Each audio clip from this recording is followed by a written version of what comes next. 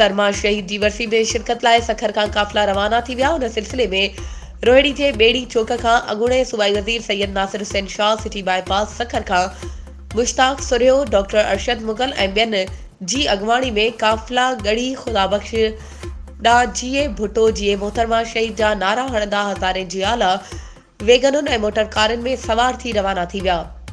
Bus terminal वेझो वीरम खान महर तरफ़ां क़ाइम कयल इस्तक़बाली कैंप ते काफ़िलनि जो इस्तक़बाल कयो वियो। उन मौक़े ते पीपी सखर डिवीज़न जे सदर ऐं अॻूणे एमपीए सखर मरहूम हाजी अनवर अली खान महर जे फर्ज़ंद वीरम खान महर मीडिया सां ॻाल्हाईंदे चयो त Pakistan Peoples Party chairman Bilawal Bhutto सां हारी मज़दूर शागिर्द ग़रीब फैक्ट्रियुनि में कम कंदड़ औरत मज़दूर भी गॾु आहिनि।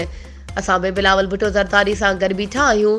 पार्टी टिकट मिले या न मिले पर बिलावल भुट्टो ज़रदारी जो साथ न छॾिबो।